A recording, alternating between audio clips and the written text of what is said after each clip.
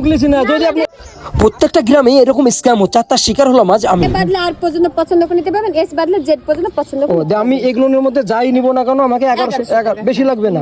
আর যদি খামে কিছু না বাঁধে, লেখাই আছে 1100 টাকা লেখাই আছে এখানে খামে। আর খামে কিছু না বাঁধলে আমার 200 টাকার বদল 400 টাকা রিটার্ন দিয়ে দিবেন। 100 টাকা না 200 টাকা, না আসলে দুটোই রিটার্ন দিবেন তো? দুটোর বদলে 400 টাকা করে পাওয়া যাবে তো? আচ্ছা তাহলে তো পাওয়া যাবে। সই করি। ভিডিও পাচ্ছেন নাকি? তাদের কথা মতো আমি 200 টাকা দিয়ে দুইটো লটারি কেটে নিই। যদি আমি কিছু না পাই তবে আমাকে 400 টাকা রিটার্ন করা হবে, আর যদি পাই তবে 1100 টাকা পে করে আমি এইখানের মধ্যে সমস্ত জিনিস কিনে নেবো। আমি প্রথমেই জানতাম যে ফ্রিজ, টিভি এগুলো পাবো না, কিন্তু ওপরের যে জিনিসগুলো আছে সেগুলো আদৌ দেয় কি না, আর এর মধ্যে তাদের কি সাইকোলজি খাটাই সেটা পরীক্ষা করার জন্য এটা করলাম। হ্যালো গাইস, ইটস মি মোনান্ট, ওয়েলকাম আওয়ার নিউ ভ্লগ। তো ফাইনালি আমি পেয়ে গিয়েছি দুইটা প্রাইজ, ঠিক আছে। এবার 1100 টাকা দিয়ে আমাকে আদৌ সে জিনিসগুলো দেয় কি না, ডাইনিং টেবিল, হোম থিয়েটার, সেগুলো নেওয়ার জন্য আমি আর আমার বন্ধু সোজাসুজি চলে যাচ্ছি শেখপাড়া বাজারে। যদি না দেয় ভাই সেখান থেকে সোজা চলে যাবো থানায়, তাদের নামে একদম পুরো কেস করে চলে আসবো। হ্যালো গাইস, ইটস মি মোনান্ট, ওয়েলকাম আওয়ার নিউ ভ্লগ। বন্ধু কি হবে আমার সঙ্গে সেটা দেখতে চাইলে ভাই তাড়াতাড়ি দেখো, ফটাফট লাইক করো। এরকম একটা ইন্টারেস্টিং ভিডিও তুলে ধরছি তোমাদের সামনে, এখনো লাইক করছো না। আর ঘরে বসে ইনকাম করতে চাইলে আমার টেলিগ্রামে চলে যাও, ফার্স্ট কমেন্টে লিঙ্ক দিয়ে আছে, বাড়িতে থাকার লিঙ্কে ক্লিক করলেই ভাই ইনকাম করার রাস্তা খুঁজে পেয়ে যাবে। ফাইনালি কথা বলতে বলতে আমরা চলে আসলাম শেখপাড়া বাজারে।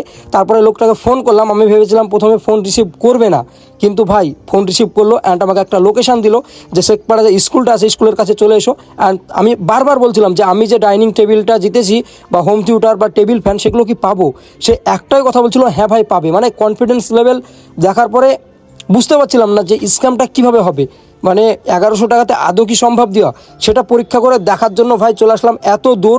আর আজকে হচ্ছে প্রথম রোজা, আমি নিজেও রোজা আছি, ঠিক আছে। তো গিয়া বা ইফতার করতে হবে, এদিকে বেশি সময় নাই। তো ফাইনালি দেখছি লোকটা দাঁড়িয়ে আছে আমাদের জন্য, তারপরে নিয়ে চলে আসলাম আমাদেরকে এরকম একটা বাগানে। আমি বলছি ব্যাপার কি, স্ক্যাম কি বাগানে এসে করবে নাকি? তারপরে দেখি তো এখানে একটা দোকান আছে, দোকান খোলার পরে ভাই দেখছি সত্যি অনেক আইটেম আছে, কিন্তু এসি, ফ্রিজ, মানে যেগুলো এক্সপেন্সিভ আইটেম সেগুলো কিন্তু একটাও নাই। এখান থেকে বোঝা যাচ্ছে প্রথমে যেটা আইডিয়া করেছে সেটা ঠিক, এটা বোকা মানুষও জানে যে এটা দেবে না কখনো, ঠিক আছে। তারপরেও সহজ সরল মানুষ গ্রামের যারা বোঝে না এত কিছু, তারা এগুলোনের প্রতারণাতে পড়ে যায়। তো তার জন্য আপনারা সতর্ক হন আর দেখুন, ঠিক আছে। তো এই ফ্যানটার দাম 1100 টাকা, আর আমি আগে পে করেছি 200 টাকা, তার মানে টোটাল পড়বে আমার 1300 টাকা, ঠিক আছে।